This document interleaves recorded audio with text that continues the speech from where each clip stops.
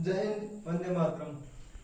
आज हम हिस्ट्री इतिहास की शुरुआत करेंगे और इतिहास में हम सबसे पहले बात करेंगे आधुनिक भारत का इतिहास। देखो, आधुनिक भारत के इतिहास में हम सबसे पहले बात करेंगे भारत में यूरोपियों का आगमन। अब देखो, बात ये इसलिए है कि सर हम आधुनिक भारत की ही बात क्यों करेंगे। सबसे पहले देखो, जो भी कोई भी एग्जाम है उस एग्जाम में आधुनिक भारत के इतिहास से ही क्वेश्चन पूछे जाते हैं। प्राचीन भारत और मध्यकालीन भारत से बहुत ही कम चांस है क्वेश्चन पूछने के। ज्यादातर जो क्वेश्चन होते हैं वो आधुनिक भारत के इतिहास से ही पूछे जाते हैं। तो देखो, हम शुरुआत करेंगे आज भारत का इतिहास। भारत का इतिहास, भारत के इतिहास में हम बात करें सर आधुनिक भारत का इतिहास। इसकी बात करेंगे आधुनिक भारत का इतिहास। और आधुनिक भारत के इतिहास में हम बात करेंगे सर भारत में यूरोपियों का आगमन। भारत में यूरोपियों का आगमन, ठीक है। देखो, हम शुरुआत करते हैं भारत में यूरोपियों का आगमन।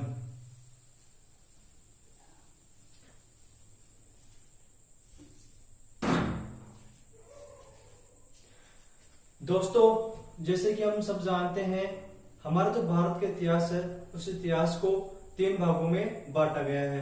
प्राचीन भारत, मध्यकालीन भारत और आधुनिक भारत का इतिहास।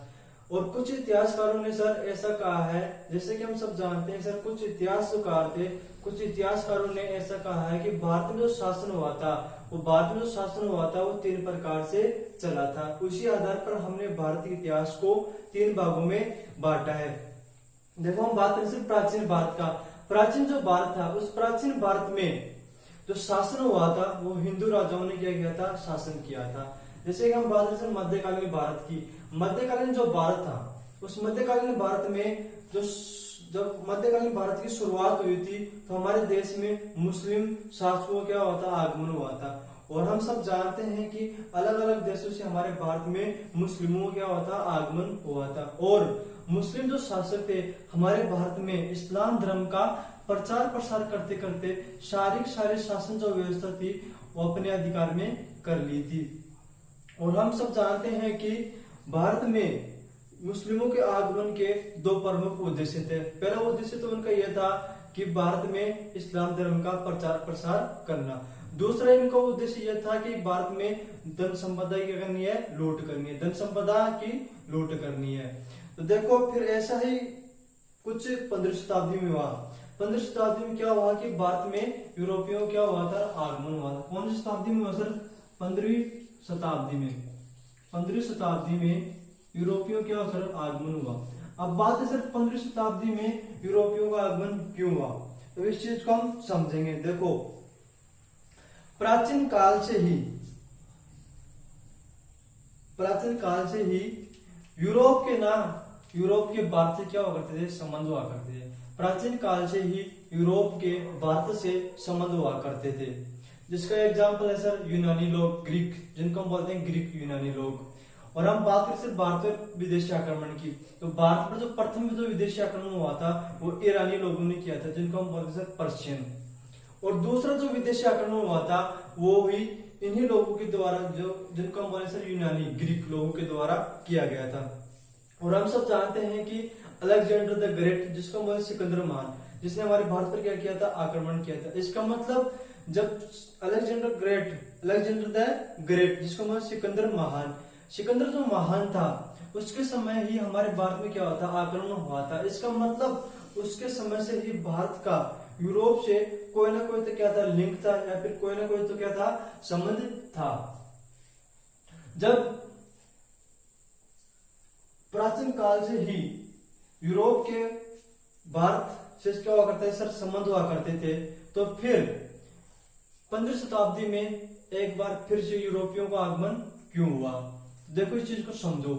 देखो, प्राचीन काल से ही यूरोप जो था, यूरोप मसालों के लिए हमारे भारत पर या भारतीयों पर क्या था, निर्भर था। अर्थात हम कह सकते हैं कि भारत जो था, भारत मसालों की दृष्टि से एक महत्वपूर्ण स्थान रखता था। लेकिन हम धीरे धीरे बात करें भारत, यूरोप से भारत आने की, तो देखो प्राचीन काल से ही यूरोप से भारत आने के दो परंपरागत मार्ग हुआ करते थे। हम बात करें सिर्फ यूरोप से भारत आने की, तो प्राचीन काल से ही यूरोप से भारत आने के दो परंपरागत मार्ग हुआ करते थे।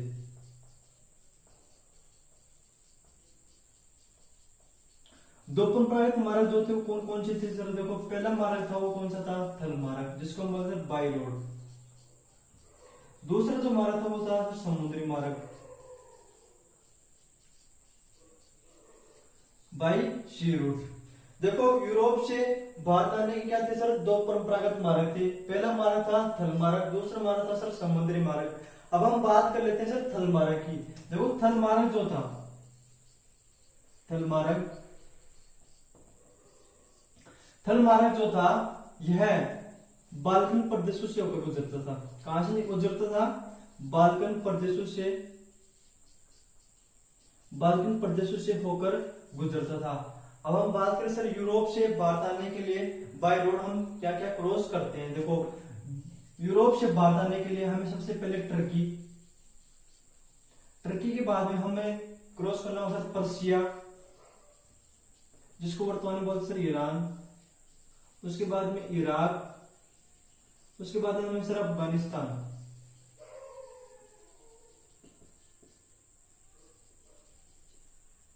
जब हम अफगानिस्तान क्रॉस करने के बाद में हम सर खैबर कुरम बोलन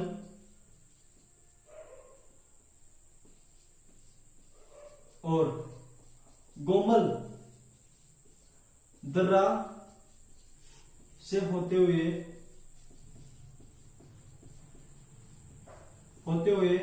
हम क्या करते सर भारत में प्रवेश करते थे। अब हम बात करें सर समुद्री मार्ग की, तो देखो समुद्री जो मार्ग था,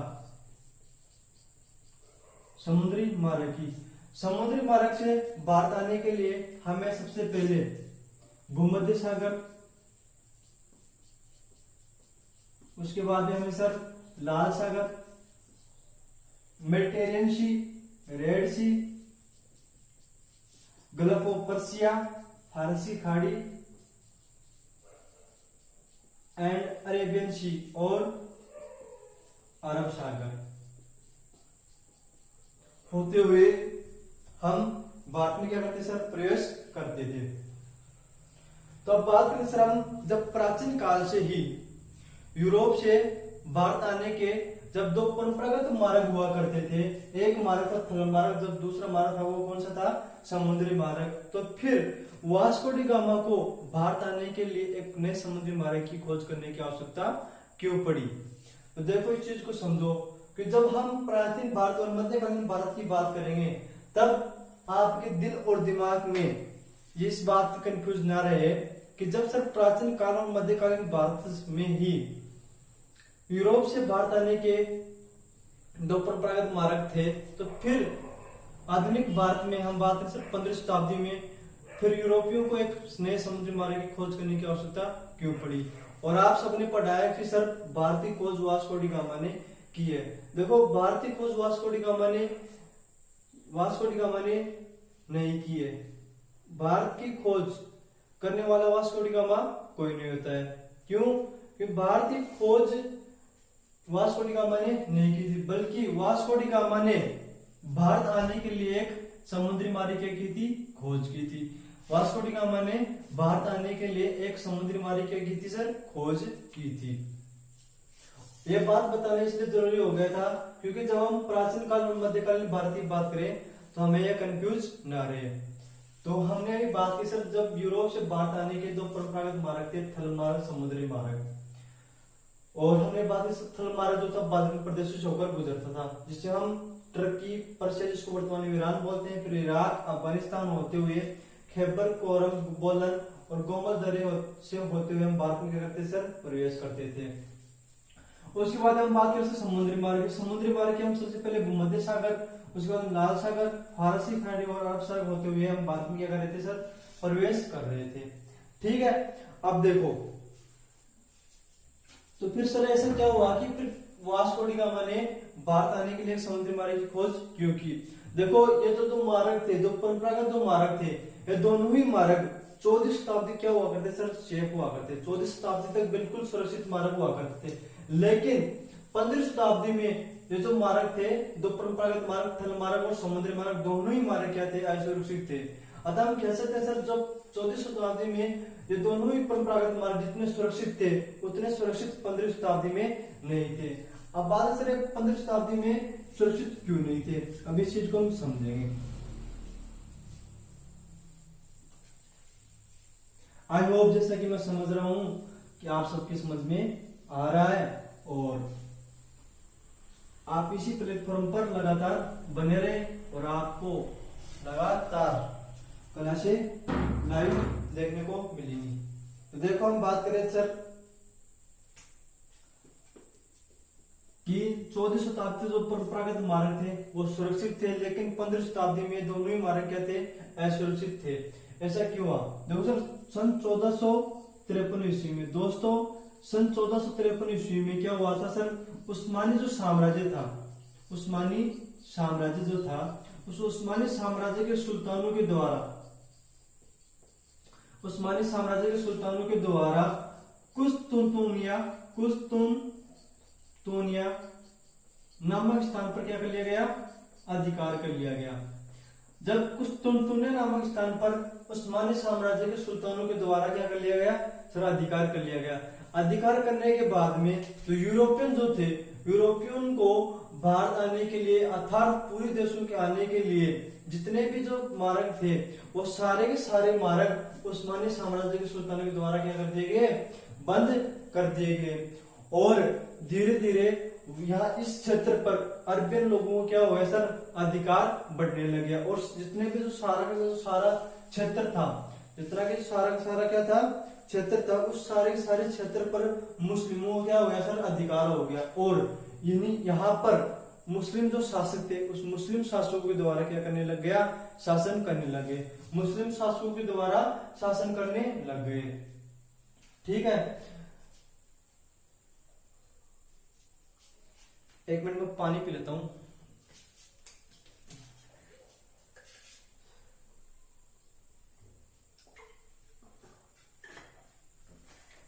जब 1453 ईस्वी में उस्मानी साम्राज्य सुल्तानों के द्वारा कुस्तुनतुनिया नामक स्थान पर अधिकार करने के बाद में यूरोपियन जो लोग थे उनको भारत आने के लिए या पूरी देशों की तरफ आने के लिए जितने भी जो मार्ग थे वो मार्ग उस्मानी साम्राज्य सुल्तानों के द्वारा बंद कर दिए गए।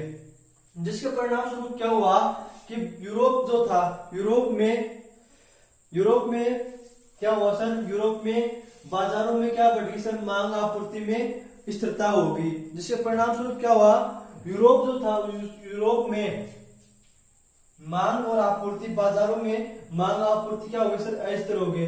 जिसके परिणाम स्वरूप अब यूरोपियन जो लोग थे भारत आने के लिए एक मात्र विकल्प जो था उनके पास यह था कि सर हम एक नए समुद्री मार्ग की खोज की जाए, क्योंकि जो यूरोपियन जो लोग थे, यूरोपियन लोगों का जो यूरोपीय व्यापारिक जो मार्ग था, वो व्यापारिक मार्ग बंद कर दिया गया था। ठीक है, अब हम बात करें सर प्रथम यूरोपीय जो हमारे भारतीय खोज के लिए आए थे।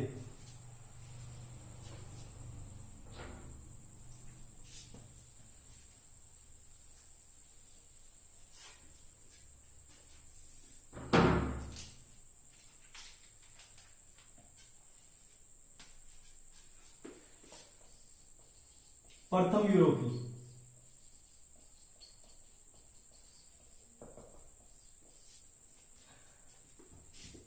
सन 1487 ईस्वी में, सन 1487 ईस्वी में बार्थोलोम्यू डियाज,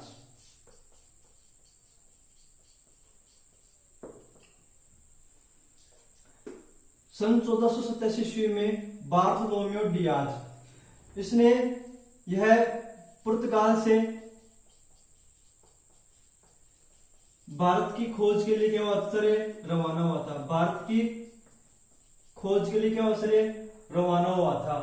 और यह अफ्रीका महाद्वीप के, अफ्रीका जो महाद्वीप था उस अफ्रीका महाद्वीप के पश्चिमी जो तट था उस पश्चिमी तट के सारे अफ्रीका महाद्वीप के अंतिम किनारे पर पहुंच गया था। उस अंतिम किनारे का मतलब सर आशा अंतरिप। ये कहां तक पहुंच गया सर आशा अंतरिप तक पहुंच गया था। जब ये आशा अंतरिप पर पहुंचा तो इसके जो साथी थे इसके साथियों ने क्या कर दिया सर विद्रोह कर दिया गया। जिस विद्रोह कर देने के बाद में बार्थोलोमेओ डियाज था उस बार्थोलोमेओ डियाज ने इस जगह का नाम क्या रख दिया sir Cape of storm. Cape of storm. जब इसके साथियों ने यहाँ पे विद्रोह कर दिया, विद्रोह करने के बाद में इसने इस जगह का नाम केप ऑफ स्ट्रोम रख दिया। और जब यह केप ऑफ स्ट्रोम रखने के बाद में वापस पुर्तगाल के लिए क्या हो जाता है सर रवाना हो जाता है। कहां पे वापस पुर्तगाल के क्या हो जाता है रवाना हो जाता है। पुर्तगाल रवाना होने के बाद में जब यह पुर्तगाल पहुंचता है तो पुर्तगाल के राजा किंग जॉन द्वितीय, किंग जॉन द्वितीय के द्वारा इस जगह का नाम बदलकर क्या कर दिया sir Cape of Good Hope. ठीक है, तो यह बार्थोलोमेओ डियाज था। ये किसी खोज के लिए नहीं कहा था सर भारतीय खोज के लिए, लेकिन यह कहां तक पूछा अफ्रीका महाद्वीप के अंतिम किनारे तक। ठीक है, और उस अंतिम किनारे क्या कहते हैं sir Cape of Good Hope. ठीक है, हम बात करें सर द्वितीय यूरोपीय जो हमारी भारतीय खोज के लिए निकला था।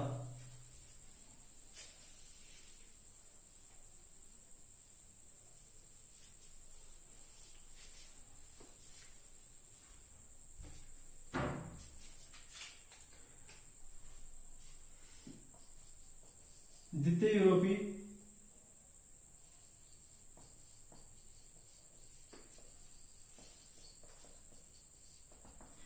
सन 1494 ईस्वी में क्रिस्टोफर कोलंबस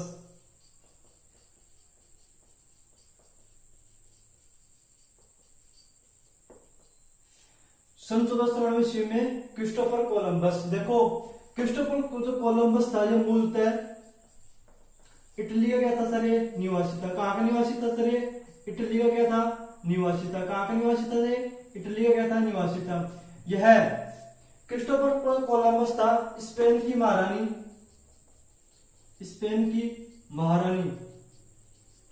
इसाबेल की मदद से भारत की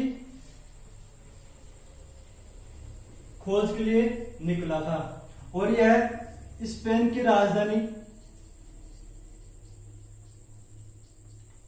राजधानी मैड्रिड से क्या हुआ था सर ये रवाना हुआ था।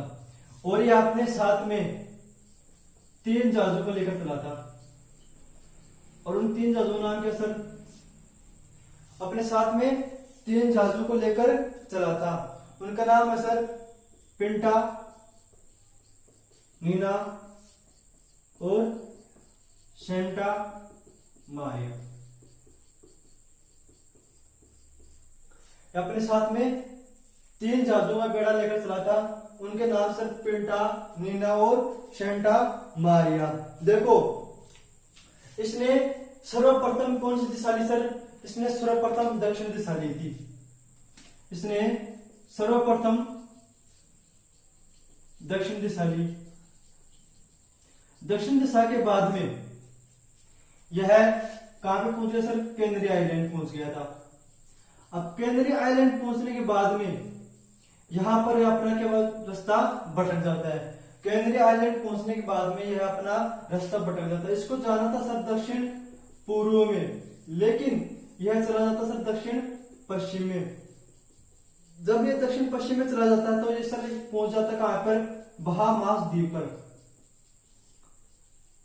बहामास द्वीप पर पहुंच जाता है। और यह बहामास द्वीप पर पहुंचने के बाद में वहां के निवासियों उसने क्या बोला सर, रेड इंडियन बोला। ठीक है। और इसने ही अमेरिका और वेस्ट इंडीज की क्या की सर, खोज की थी। इसने ही अमेरिका और वेस्ट इंडीज की क्या की सर, खोज की थी। ठीक है। और जो अमेरिका जो वेस्ट इंडीज की जो खोज थी, यही खोज क्या के लिए सर, नई दुनिया के लिए खोज के लिए, नई दुनिया की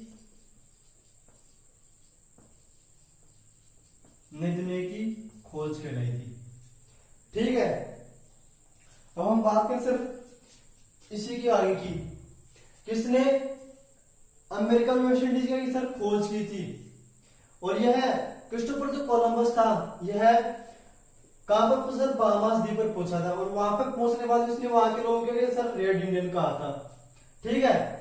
और देखो हम बात करें सर 1501 ईस्वी में,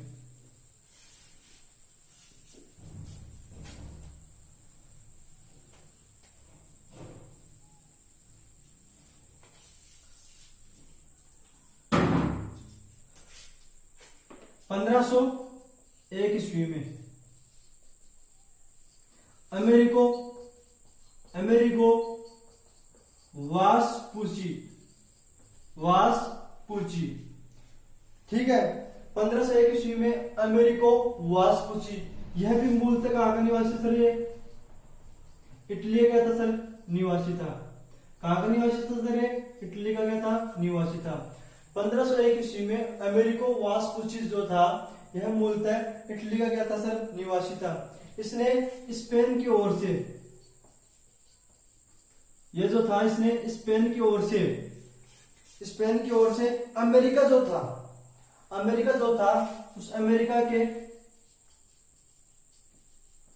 के प्रमुख भूभाग की सर इसने यात्रा की थी। प्रमुख भूभाग की इसने यात्रा की थी। और जब इसने अमेरिका के प्रमुख भूभाग की यात्रा की थी, तो इसी के नाम पर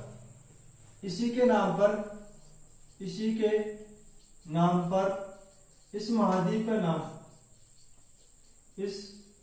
का नाम अमेरिका रखा गया। ठीक है। अमेरिका रखा गया था। अब हम बात करते हैं सर तीसरा यूरोपीय जो हमारी भारतीय खोज के लिए निकला था। हमने प्रथम यूरोपीय कौन था सर, जो हमारी भारतीय खोज के लिए निकला था, बार्थोलोमियो डियाज। द्वितीय जो था वो कौन था सर, क्रिस्टोफर कोलंबस था। ये दोनों ही अपनी भारतीय खोज करने में क्या हुए, असफल हुए। उसके बाद में तीसरा जो यूरोपीय था वो कौन था सर, वास्को डी गामा। तृतीय जो यूरोपीय था वो कौन था सर, तीसरा यूरोपीय कौन था सर, सन 1497 ईस्वी में वास्को डी गामा। सन 1497 ईस्वी में वास्को डी गामा, यह पुर्तगाल की राजधानी लिस्बन से भारतीय खोज के लिए क्या हुआ सर, रवाना हुआ था।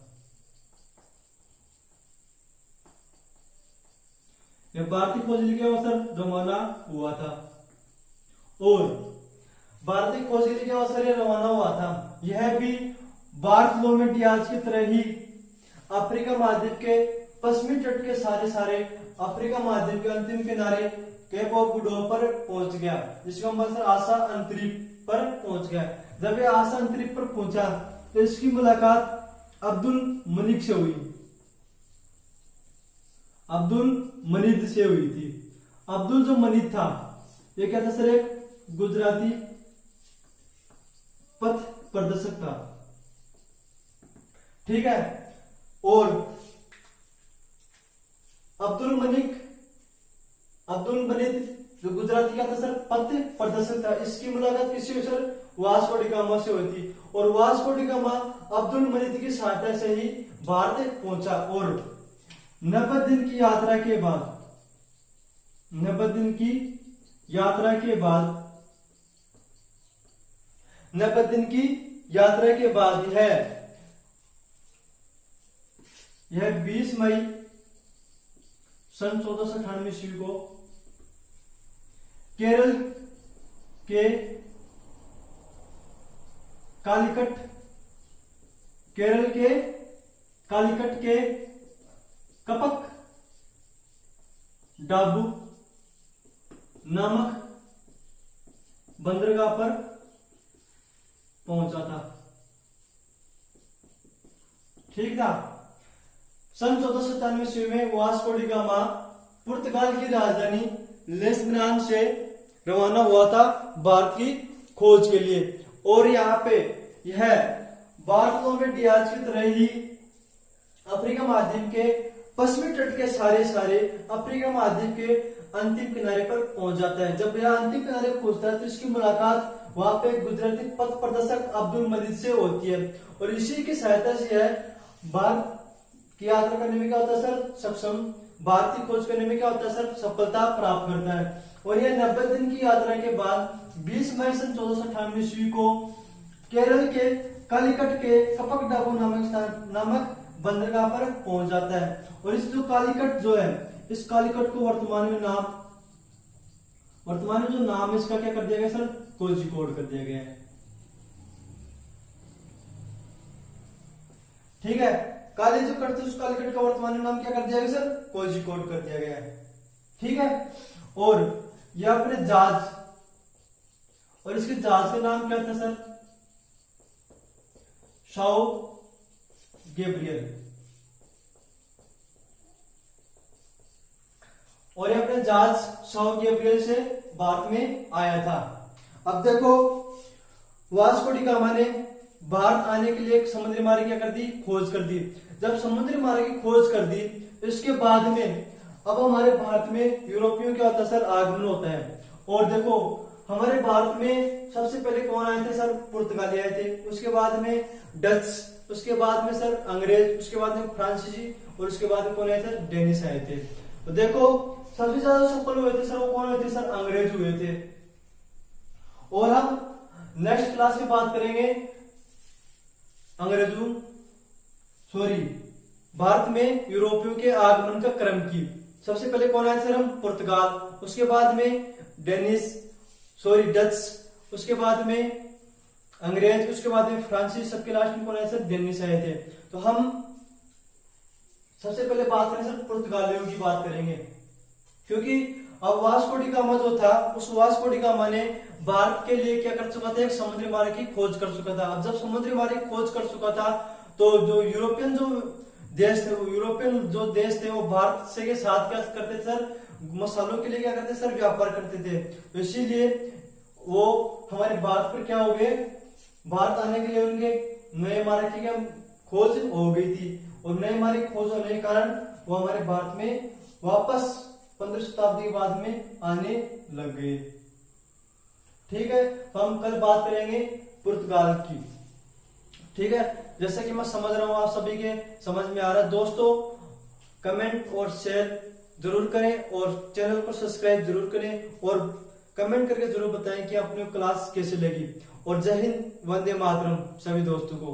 Bye bye, take care, good night, bye bye.